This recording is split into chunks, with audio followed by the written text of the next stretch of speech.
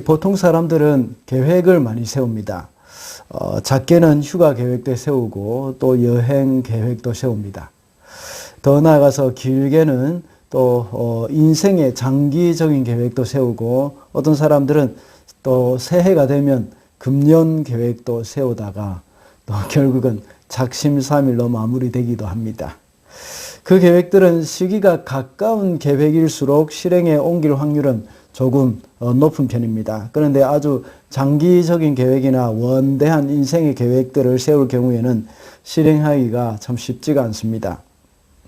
왜냐하면 사람이 살아가다 보면 의지도 문제가 되지만 많은 변수가 있기 때문입니다. 변수에 대해서 충분히 대비를 하겠지만 자기 스스로가 통제할 수 없는 변수들이 얼마나 많은지 모릅니다. 특별히 우리 어릴 때는 저희 나이 때쯤 되는 사람들은 아마 다 아실 겁니다. 어릴 때는 나는 대통령이 되겠다, 나는 장군이 되겠다, 과학자가 되겠다, 이런 계획들을 참 많이 합니다. 그런 꿈을 가지고 있죠. 그런데 그것을 이루는 사람들은 별로 많이 없죠. 물론 과학자도 되고 그 중에 또 대통령이 되는 사람도 있긴 있겠습니다. 그렇지만 이렇게 사람들은 많은 계획을 세우지만 그 계획이 실행하기는 쉽지 않지만 하나님의 계획은 실패하는 일이 없습니다. 100% 하나님의 계획은 다 이루어진다고 봐야 합니다. 때로는 수많은 변수들이 생겨나서 계획이 이루어지지 않는 것처럼 보입니다. 그렇지만 하나님은 그 변수까지도 하나님의 계획을 실행하는 도구로 사용하시는 그런 전능하신 하나님이십니다. 지난 주일에 우리는 창세기 36장에 나오는 에서의 행적과 족보를 보면서 에서가 선택한 것이 무엇이며 또 우리가 가야 할 길은 무엇인지 살펴봤습니다. 36장에서 에서의 족보를 마친 후에 오늘 본문에서는 야곱의 족보를 소개합니다. 그러면서 야곱의 족보를 소개하면서 요셉의 이야기가 나옵니다. 요셉은 형들과는 좀 달랐습니다. 물론 아버지 야곱이 요셉을 특별하게 대우했기 때문이기도 했습니다. 그러나 요셉은 형들의 잘못을 아버지께 일러 바치기도 하고 꿈도 특별한 꿈을 꿨습니다. 그리고 그 사실을 형들에게 말하면서 형들의 미움을 사게 되기도 했습니다. 하나님이 요셉에게 주신 꿈은 단순한 꿈이 아닙니다.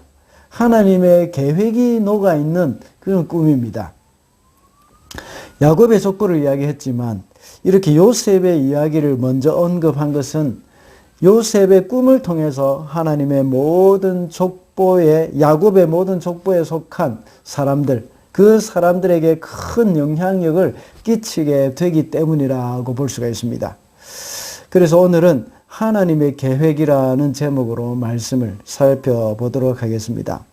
첫째로 이스라엘의 가정을 향한 하나님의 계획은 한 민족을 세우는 것입니다. 2절과 7절과 9절 말씀을 제가 읽어보겠습니다.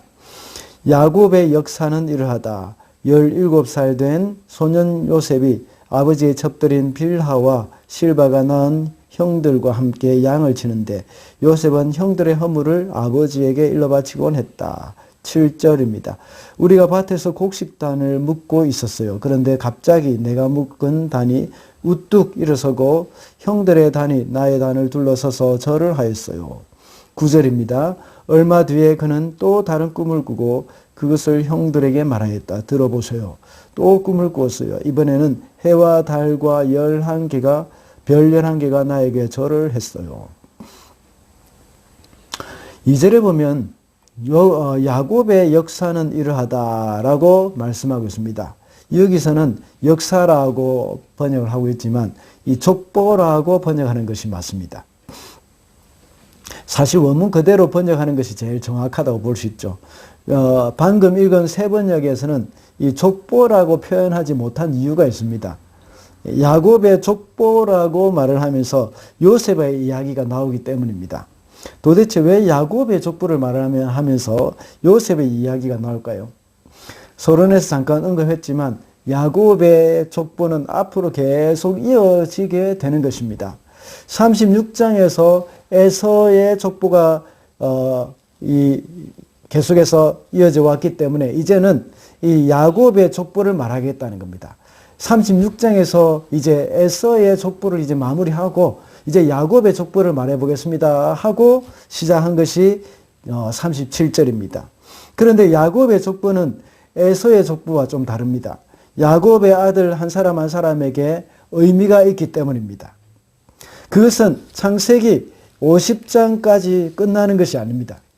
50장까지 쭉 이어지는 것이 또 야곱의 족보이고 거기서 끝나는 것이 아니라 더 출애굽기까지 이어지고 여호수아까지 이어지고 구약의 이 모든 역사서까지 이어질 뿐만 아니라 신약에까지 이어지는 것이 바로 야곱의 족보이기 때문입니다. 지금까지 하나님은 둘 중에 하나를 선택하셨습니다. 이삭과 이스마엘 중에 하나님은 이삭을 선택하셨고 에서와 야곱 중에 하나님은 야곱을 선택하셨습니다. 그러나 이제는 그렇지 않다는 것입니다. 야곱의 12아들 모두를 선택하셔서 하나님의 민족으로 세우려는 그런 계획을 갖고 계셨습니다. 그래서 요셉의 꿈에도 역시 형제들의 곡식단이 모두 나타나고 있습니다. 11개, 자기들 것 요셉까지 포함해서 12개의 곡식단이 다 나타나고 또 다른 꿈에서는 해와 달과 11개의 별들이 또 나타납니다. 이 꿈은 하나님께서 야곱의 아들 어느 누구도 버리지 않고 다 택하셔서 한 민족을 이루시겠다 하는 그런 하나님의 뜻입니다. 요셉은 장차 이 땅에 오실 예수 그리스도를 예표하는 그림자입니다. 요셉으로 인해서 모든 야곱의 자손들이 한 민족이 되어서 하나님의 구속의 역사에 쓰임을 받았던 것처럼 예수님으로 인하여서 야곱의 후손뿐만 아니라 모든 열방들이 그리스도 안에 하나가 되어진다는 것을 여기서 말씀하고 있는 것입니다. 사실 하나님은 그들을 다 버린 것이 아닙니다. 이삭이 에서를 축복할 때도 역시 그의 동생 밑에 들어갈 에서가 그의 동생 야곱 밑에 들어갈 때에 비로소 그는 살 수 있는 길이라고 할 정도였습니다. 지난 주일에 살펴본 36장에서 에서의 족보를 언급한 이유가 무엇이겠습니까? 하나님께서 에서의 후손도 역시 항상 염두에 두고 계시다는 것입니다. 그래서 창세기의 1차적인 독자가 누구입니까? 창세기 1차적인 독자는 출애굽한 이스라엘 백성들입니다. 그 출애굽한 이스라엘 백성들이 쭉 가나안으로 오고 또 가나안으로 가는 그 길에서 에돔의 족속들을 기억하고 이 에돔 족속들은 바로 너희들의 형제이기 때문에 너희들이 그들과 관계를 회복해야 한다. 그들도 하나님의 그 택하심 안에 들어올 수 있도록 너희들이 해야 한다는 것을 말씀해 주고 있는 것입니다. 그것을 가르치기 위해서 이렇게 가르치기 위해서 이 36장의 에서의 족보를 말씀하고 있는 겁니다. 그래서 실제로 출애굽하는 그 과정에서 에돔 족속들과 싸우지 말라고 말씀하고 있습니다. 다시 하나님의 나라에 들어올 대상으로 생각하고 그들과 관계를 잘 회복해라 하는 그런 하나님의 의도가 있는 것입니다. 그러나 이스라엘 백성들은 그 제사장 나라의 직분을 잘 감당하지 못했습니다. 오히려 이방인들을 멸시하고 그들을 배척했습니다. 그들을 향해서 하나님의 구원에서 제외되었다고 생각을 하고 있었습니다. 그러나 예수님이 오셔서 모든 막힌 담을 허셨다고 했습니다. 그리고 오순절 성령님이 강림하신 후로 모두가 하나가 되었다는 것을 증거해 주셨습니다. 그래서 마침내 이방인들도 복음을 받아들이고 교회 안에 들어옴으로 인하여서 모두가 하나가 된 것입니다. 이 세상은 하나가 되기 위해서 참 많은 노력을 하고 있습니다. 작년에 치러진 도쿄 올림픽, 얼마 전에 또 막을 내린 또 베이징 동계 올림픽, 이 모두가 참 스포츠를 통해서 이 지구상의 모든 땅이 하나가 되어야 한다고 말합니다. 그리고 이제 곧 있을 카타르 월드컵도 역시 축구를 통해서 세상이 하나가 되기를 소망하고 있습니다. 이러한 시도는 뭐 나쁜 것은 아닙니다. 인류가 할 수 있으면 많은 시도를 해야 합니다. 그러나 이 세상은 그것으로 하나가 될 수 있는 것은 아닙니다. 오히려 여기에 인간의 욕심이 들어가서 또 오히려 분열이 일어나게 되고 서로 적대시하게 되는 그런 일들도 일어나게 됩니다. 요즘은 점점 더 또 약물 복용이나 또 부정 판정 이런 것 때문에 서로 마음을 상할 때가 얼마나 많이 있습니까? 요즘 너무 가슴 아픈 것은 이 러시아가 우크라이나를 침공하는 것입니다. 요즘 같은 이런 시대에도 자신의 야망 때문에 이웃 나라를 무력으로 빼앗으려고 하고 무고한 시민들과 군인들의 생명을 담보로 하고 있습니다. 정말 이런 모습을 볼 때에 인간이 얼마나 완악한가를 생각하게 될 뿐만 아니라 하나가 되기는 정말 어렵다는 사실입니다. 특별히 가장 가깝게 지내고 또 평화롭게 지내야 할 이웃 나라를 이렇게 괴롭히고 잡아먹으려고 온갖 수단과 방법을 다 동원하고 있는 것을 볼 때에 이 땅에서는 그 어떤 것도 희망을 둘 수가 없다는 것을 우리가 알 수가 있습니다.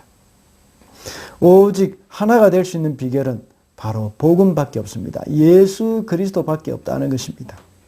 이 땅은 복음으로만 하나가 될 수 있고 예수 그리스도의 십자가만이 이 세상을 하나가 될 수 있게 만들 수 있는 능력이 있습니다.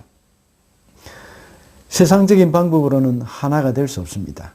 4년에 한 번씩 치러지는 올림픽도 인류를 하나 되게 할 수 없습니다. 4년이 아니라 매년마다 올림픽을 한다고 하더라도 이 세상은 하나로 그것으로 말미암아 하나가 될 수가 없다는 것입니다. 오직 우리를 위해서 십자가에서 돌아가신 예수 그리스도 그분만이 참된 평화를 주시고 하나 되게 하실 수 있는 그런 능력이 있습니다. 우리는 오직 그리스도께만 소망을 두고 살아야 하겠습니다. 둘째로 이스라엘의 가정을 향한 하나님의 계획은 민족을 구원하는 것입니다. 7절 말씀입니다. 우리가 밭에서 곡식단을 묶고 있었어요. 그런데 갑자기 내가 묶은 단이 우뚝 일어서고 형들의 단이 나의 단을 둘러서서 절을 하였어요. 요셉의 첫 번째 꿈의 내용입니다. 그들이 밭에서 곡식단을 묶고 있었다고 말을 합니다. 그런데 사실 이스라엘 그 가족들은 야곱의 가족들은 유목민이기 때문에 이 양을 치는 일을 합니다. 그런데 그들이 양을 치는 것이 아니라 곡식을 묶고 있다는 것은 곡식단을 묶고 있다는 것은 뭔가 특별한 의미가 있습니다. 이렇게 묶여져 있는 곡식단 중에 요셉이 묶은 그 단이 우뚝 일어섰습니다. 그리고 그 형들의 단이 요셉의 단을 둘러서서 절하는 그런 꿈을 꾸었습니다. 이 꿈은 요셉이 이집트로 가서 총리가 되고 그 형들이 요셉에게 가서 절을 하게 하는 그러한 것에 대해서 말해 놓는 그런 꿈이라고 해석을 할 수 있습니다. 그리고 좀 더 깊이 들어가서 이야기를 좀 해볼 필요가 있습니다. 유목민들이 그들이 곡식단을 묶고 있다는 것은 양식과 관련해서 그들에게 큰 어려움이 있게 될 것이라는 것을 암시합니다. 그러나 하나님께서는 요셉을 통해서 그 어려움에서 그들을 구원해 주실 것이라는 그런 말씀이라는 겁니다. 이 일이 곧 온 땅에 7년 동안 풍년이 왔다가 다시 7년 동안 흉년이 왔던 그것으로 시작이 되어집니다. 그 일로 인하여서 요셉의 형들이 이 양식을 사러 이집트에 내려왔다가 요셉을 만나게 되었습니다. 그래서 야곱의 온 가족이 이집트로 이민을 와서 거하게 되었습니다. 이 사건은 겉으로 드러나는 그 양식의 문제만 해결된 것을 의미하는 것이 아닙니다. 이 사건은 그의 형제들의 마음을 치유하는 일까지 일어나는 겁니다. 요셉에게 엎드려서 절을 하고 자초지종을 이야기하면서 그들의 과거를 돌이켜보면서 뉘우치는 장면도 아마 쭉 창세기 쭉 하반부에 보면 나타나게 될 겁니다. 먼저 요셉의 형들이 얼마나 완악했던가에 대해서 우리가 살펴봐야 합니다. 2절을 보면 요셉이 그의 형들의 허물을 아버지에게 일러 바치곤 하였다라고 기록하고 있습니다. 어떻게 보면 요셉이 아주 고자질쟁이이고 철부지인 것처럼 보입니다. 전혀 틀린 말은 아니지만, 그렇지만 여기서 말하고 있는 허물이라고 이렇게 약하게 번역이 되어 있습니다. 이 말을 원문으로 보면 그들의 악함, 사악함이라는 그런 의미가 더 가깝습니다. 좀 의미가 강하죠. 허물, 이것은 약간 우리의 연약함, 또 우리의 실수, 이런 것들을 가리키는 의미가 좀 더 있는데, 그런데 완악함, 악함, 이것은 이거보다 조금 더 의미가 강하게 드러나는 그런 번역이라고 볼 수 있습니다. 야곱의 아들들의 상태를 보면 이 말씀에 대해서 허물이 아니라 그들의 악함, 그들의 완악함이라고 이해하는 것이 더 옳다는 것을 알 수가 있습니다. 이스라엘의 아들들은 여전히 행실이 좋지 못했습니다. 지난번에 세겜성 사람들을 모두 학살하고 약탈한 이후에 변한 것이 없었습니다. 사람의 목숨을 함부로 생각하는 것이나 남의 물건을 함부로 약탈하는 것, 이것은 여전했다고 볼 수가 있습니다. 범죄자들의 심리를 주로 연구하는 프로파일러들은 이 범죄자는 반복해서 이렇게 같은 행동을 하는 그런 패턴이 있다고 합니다. 사람을 죽이는 범죄자들은 거의 다 비슷한 수법으로 사람을 죽입니다. 그리고 도둑질하는 사람들도 역시 같은 수법으로 도둑질을 한다고 합니다. 그뿐만 아닙니다. 한 번 사람을 죽인 사람은 그 다음 살인은 더 쉽게 한다고 말을 합니다. 그래서 연쇄살인범이나 전과자는 몇 번씩 감옥을 다녀와도 그런 잔인한 일을 끊어버리기가 어렵다고 말을 합니다. 요셉의 형들도 마찬가지입니다. 그들은 세겜에서 그 많은 사람들을 학살하고 그 성의 물건들을 다 약탈하는 심각한 죄를 저질렀습니다. 그 죄의 문제를 완전히 해결하지 못한 상태에서 계속해서 그들은 지내왔던 겁니다. 그들의 마음이 얼마나 거칠어졌겠습니까? 그들은 세겜에서 지은 그 죄의 연장선상에서 삶을 계속해서 살아가고 있었던 것입니다. 그 예가 어디에 있습니까? 다음 시간에 살펴볼 그 본문에서 보면 그들은 동생 요셉을 죽이려고 하는 것을 볼 때 우리는 잘 알 수 있습니다. 그 먼 거리를 걸어서 형들을 찾으러 온 그 요셉을 죽이려고 했습니다. 여전히 요셉의 형들 마음 가운데는 그 잔인함과 완약함이 자리 잡고 있었고 전혀 거기에 대해서 죄의식도 가지고 있지 않았습니다. 그런 그 마음을 애굽에서 요셉을 만날 때까지 가지고 있었던 겁니다. 그들의 행동은 세겜에서 저지른 그 행동과 별로 다를 것이 없었던 겁니다. 요셉이 아버지 야곱에게 일러 바친 것은 단순히 형들의 실수를 일러 바친 것이 아닙니다. 그들이 행한 허물 또는 그들의 잘못에 해당되는 것은 분명한 그 범죄에 해당되는 그런 사실이었다는 것을 우리는 알아야 합니다. 이러한 그들의 마음이 언제 고쳐집니까? 나중에 이집트에서 양식을 구하러 가서 당하게 되는 그 베냐민의 은잔 사건을 통해서 그들은 과거의 잘못을 후회하게 되었고 요셉의 동생 베냐민을 보호하려고 하는 그러한 모습에서 발견할 수 있습니다. 요셉도 역시 이런 형들의 모습을 보고 이제 그는 울음을 터뜨렸고 자신이 바로 요셉이라는 사실을 드러냈습니다.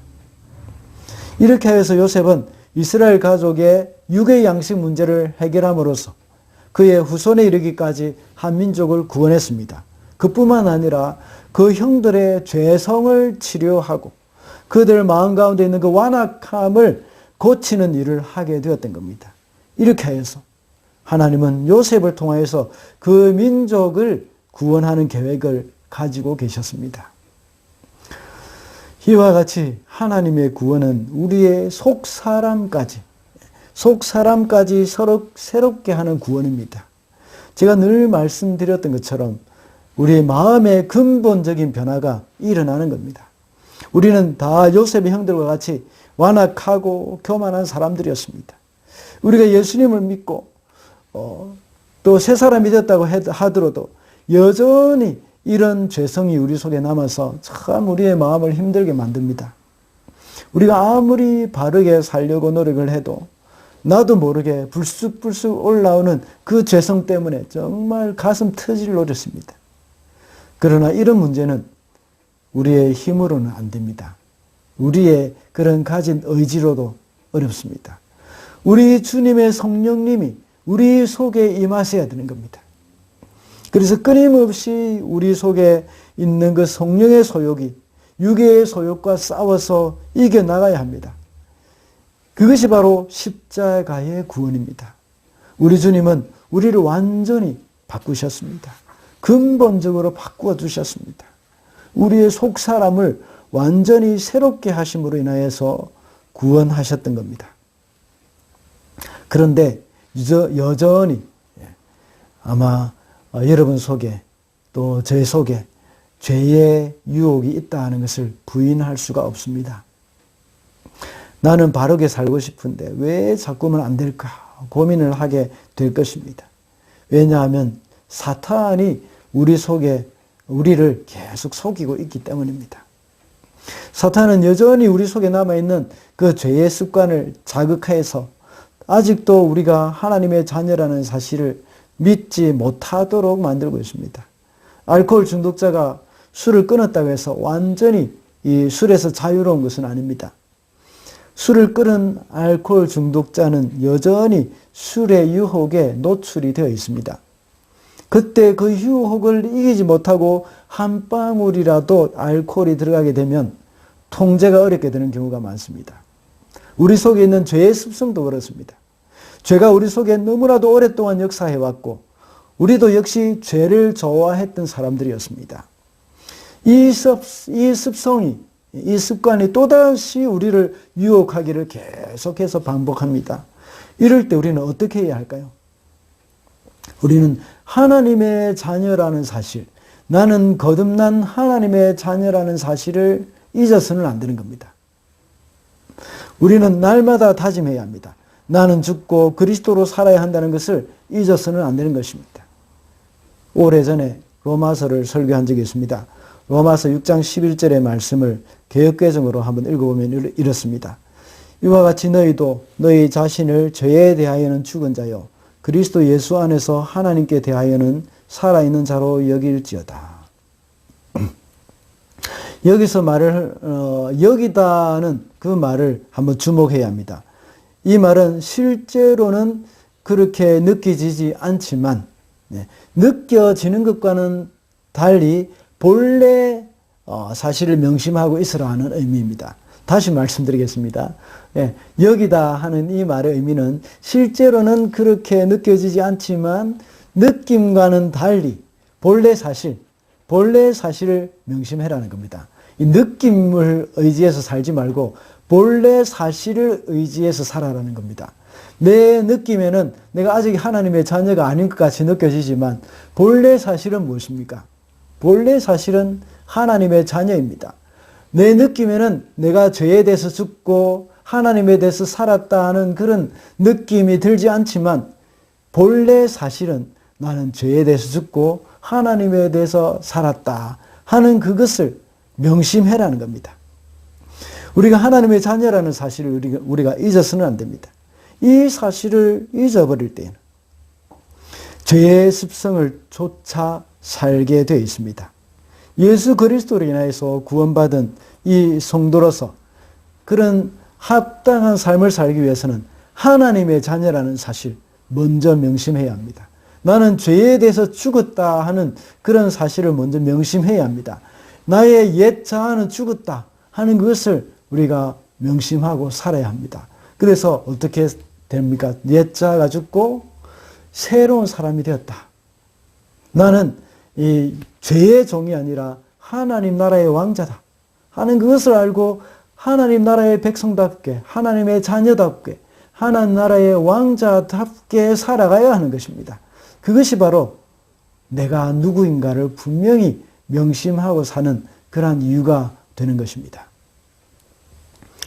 둘째로, 마지막으로 이스라엘의 가정을 향한 하나님의 계획은 메시아를 보내는 것입니다. 9절 말씀입니다. 얼마 뒤에 그는 또 다른 꿈을 꾸고 그것을 형들에게 말하였다. 들어보셔요. 또 꿈을 꾸었어요. 이번에는 해와 달과 별 11개가 나에게 절을 했어요. 주님이 주신 꿈, 이것은 막연하게 그냥 별 11개가 요셉에게 절을 했다 하는 그런 의미가 아닙니다. 물론 이 꿈을 자꾸 이제 이야기하는 요셉이 조금 철이 없다는 생각이 듭니다. 그런데 왜 이렇게 자꾸만 자신의 꿈을 말했을까요? 혹시 지난 신년 예배 때에 제가 드린 말씀을 기억하실지 모르겠습니다. 요셉이 이렇게 자기의 꿈을 형들에게 말하게 된 이유는 그가 하나님이 주신 꿈을 꾸었기 때문입니다. 그의 꿈은 보통 꿈이 아니었습니다. 과거 선지자들의 꿈을 꿀 때에 하나님의 그 영광스러움을 인하여서 그 완전히 압도되어 가지고 큰 두려움 가운데 있게 되었습니다. 역시 혹시 여러분들에게 가위 눌려본 적이 있습니까? 그 꿈이 완전히 압도되는 말도 이 제대로 이 가위 눌린 것과 약간 비슷한 그런 부분에 있어서 비교할 수 있습니다. 그때는 말도 안 되죠. 그리고 움직이려고 해도 움직일 수도 없고 또 아무리 내가 막 소리를 지르려고 해도 그렇게 잘 안 됩니다. 그렇다고 해서 가위 눌림이 하나님이 주신 계시적인 꿈이라는 것은 아닙니다. 하나님이 주시는 그 꿈, 하나님의 계시 이런 것들은 약간 이런 부분과 비슷한 부분이 있다는 것입니다. 성경에 보면 하나님이 주신 꿈은 메시지가 아주 분명합니다. 그리고 하나님의 임재와 같은 그 상황으로 인하여서 완전히 압도를 당하는 것입니다. 그렇기 때문에 그는 그 두려움을 인하여서 가족들에게 말을 하지 않을 수가 없는 겁니다. 또한 그의 꿈은 계시로서 주시는 하나님의 꿈이기 때문입니다. 이것은 하나님이 주신 것이기 때문에 참 나눌 수밖에 없는 그런 마음이 있다는 겁니다. 예레미야의 말을 생각해 보십시다. 예레미야 20장 9절에 보면 내가 다시는 여호와를 선포하지 아니하며 내 그 이름으로 말하지 아니하리라 하면 나의 중심이 불붙는 것 같아서 골수에 사무치니 답답하여 견딜 수가 없나이다. 요셉의 꿈은 큰 두려움에 압도된 가운데서 꾸었던 꿈이고 하나님이 주신 그 계시의 꿈이었기 때문에 그는 꿈을 나누지 않을 수 없었습니다. 그래서 그 꿈이 요셉을 이끌어 갔던 겁니다. 그는 꿈을 인하여서 요셉은 자기의 삶의 태도도 달라졌습니다. 그런데 이번에 요셉이 꾼 꿈의 의미는 과연 무엇일까요? 물론 두 번째 꿈도 역시 첫 번째 꿈과 유사하다고 볼 수 있습니다. 그런데 이번에는 해와 달과 11별이 나타납니다. 이 꿈에 대한 해석은 단순히 이집트의 총리가 된다는 그런 해석을 뛰어넘는 의미가 있습니다. 이 꿈은 메시아의 영광을 말씀하는 겁니다. 요셉은 그리스도의 그림자라고 아까 말씀을 드렸습니다. 요셉의 형들은 자신의 죄성 때문에 요셉을 죽이려고 했습니다. 그리고 이집트에 팔려가 죽은 줄 알았던 그 요셉에 의해서 그들은 죽은 줄 알았던 요셉에 의해서 구원을 받게 되는 일이 일어난 겁니다. 그리고 그 형들의 자신의 완악함이 드러나게 되었고 결국 그들의 죄를 회개하게 만드는 일을 했습니다. 이렇게 해서 요셉은 온갖 고난을 다 이겨내고 이집트의 총리라는 그런 영광스러운 자리에 앉게 되었습니다. 제가 자주 인용하고 있는 그 김서택 목사님은 이런 점에서 요셉은 그리스도의 모형이라고 말을 했습니다. 오늘 본문을 통해서 하나님은 요셉의 이야기를 통해서 앞으로 오실 예수 그리스도 이야기를, 예수 그리스도에 관한 말씀을 하고 있는 것입니다. 그리스도는 이스라엘 백성들을 구원하기 위해서 십자가의 고통을 참으시고 죽기까지 낮아지셨습니다. 그러나 결국은 지극히 높은 자리에 앉아서 모든 성도들의 찬양과 경배를 받게 될 것들을 말씀하고 있는 겁니다. 이것을 해와 달과 11개의 별의 경배로 미리 보여주고 있는 것입니다. 이런 측면에서 볼 때에 하나님의 계획은 바로 그들에게 메시아를 보내는 것입니다. 1차적으로 요셉의 꿈은 그가 고생 끝에 영광을 누리게 될 것을 보여줍니다. 그리고 더 나아가서 예수 그리스도께서 부활하신 후에 영원한 지위를 얻고 영광의 자리에 앉을 것을 이제 보여주는 그런 꿈이라고 볼 수가 있습니다. 그러므로 그리스도는 모든 인류를 통해서 영원히 찬양받으실 분이십니다. 이 꿈의 이야기를 들은 야곱과 형들의 반응은 어땠습니까? 형들은 시기하에서 아주 화를 냈다고 했습니다. 역시 그의 아버지 야곱은 그것을 마음에 두었다. 처음에는 요셉에게 야단을 쳤지만 그러나 그 꿈을 야곱은 자신의 마음에 두었다고 말씀하고 있습니다. 아버지이기 때문에 그 꿈을 마음에 두었을 수도 있습니다. 그러나 앞서 말했던 것과 같이 자기의 아들들의 그 망나니와 같은 그 모습이 이 아들을 통해서, 이 요셉을 통해서 해결이 되겠구나 하는 그런 생각도 역시 하게 된 것입니다. 요셉을 괴롭히고 못마땅히 여기는 이 망나니 같은 아들들이 나중에는 요셉에게 절을 하는 것보니 요셉을 통해서 이 아들들의 죄악된 행동이 고쳐지겠다는 그런 희망이 생기게 된 것입니다. 그가 직접 그 아들의 죄를 징계했다면 어떻게 됐습니까? 지난번에 말씀드렸던 것처럼 10명의 아들 모두를 죽이든지 쫓아내야 할 것입니다.